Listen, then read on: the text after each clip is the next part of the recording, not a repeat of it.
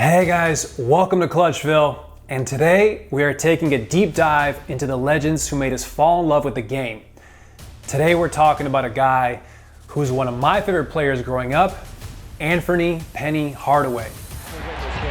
Pressure by the Bulls. Hardaway with the spin. And rolls, try to get into the screener and go underneath. Hardaway right. Let's rewind to the early 90s. The NBA basketball was all about oversized personalities and oversized shorts. Enter a tall, lanky guard with the handle of a point guard and the swagger of a seasoned vet. And Penny Hardaway came into the league looking like the next heir to the throne. And for a while, we really thought he might be the one. Now, Penny was drafted 3rd overall in the 1993 NBA draft after a stellar college career at Memphis State.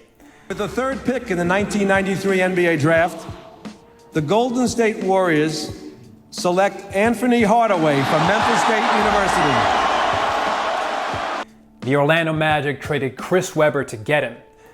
And at the time, Webber was the guy coming out of college.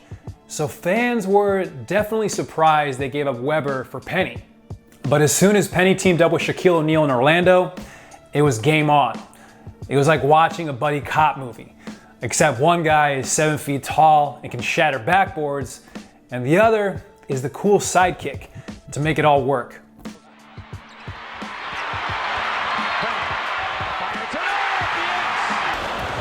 heck of an effort. Here's O'Neal, the trailer. 3-point Magic lead. Make it 5, and that's the biggest lead. What a play.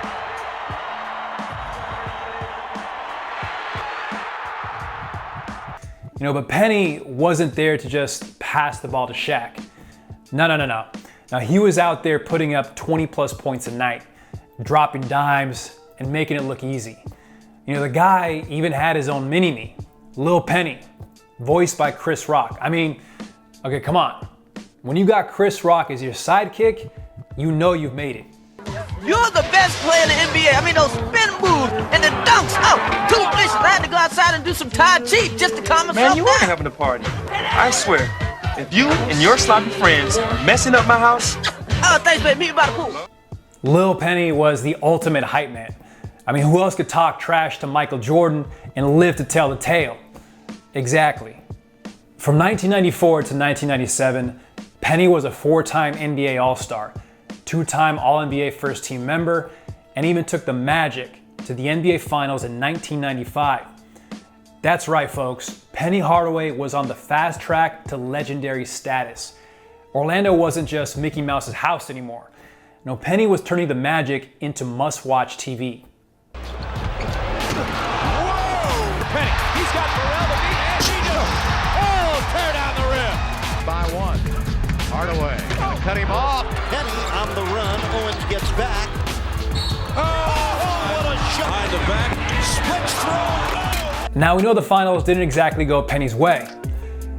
Okay, it was a sweep, but hey, that Rockets team had Hakeem Olajuwon, who's basically a one-man wrecking crew with footwork so fancy you think he moonlit as a ballroom dancer.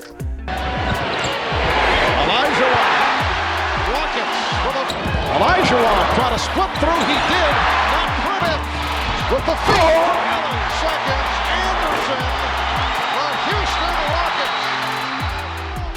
Rockets. So yeah, tough break for Penny. But we were all thinking, he'll be back. He's too good not to be.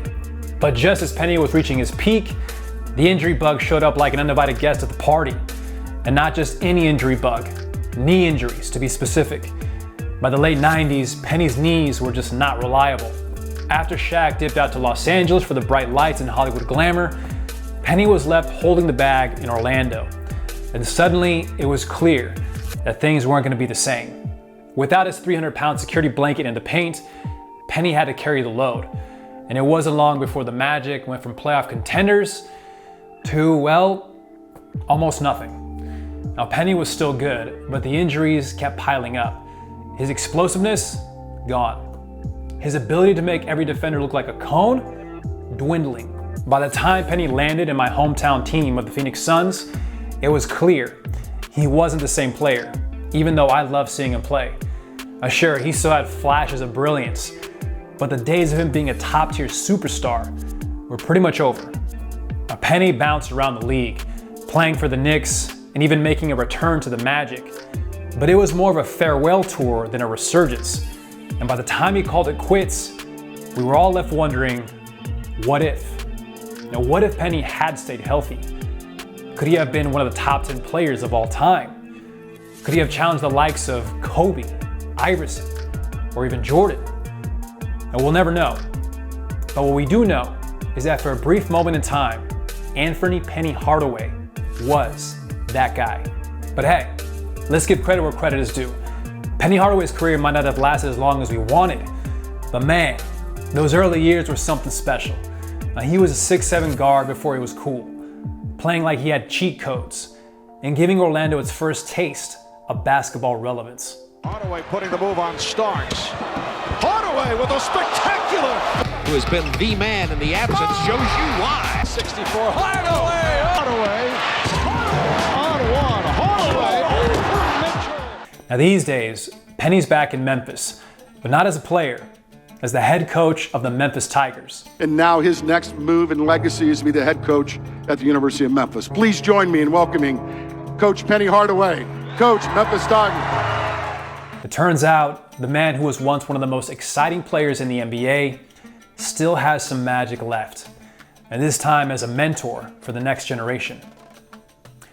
Now, he may not have little Penny by his side anymore, but I think we can all agree, Penny still got it. So, what do you think? Was Penny Hardaway one of the biggest what-ifs in NBA history? Or is he simply a legend whose time was cut short? Either way, his legacy is still stamped in the history books and in the hearts of fans. Thanks for watching Clutchville, where we celebrate the greats, the almost greats, and everyone in between. Be sure to hit that like button, subscribe, and drop a comment below about your favorite Penny Hardaway moment. We'll see you in the next one.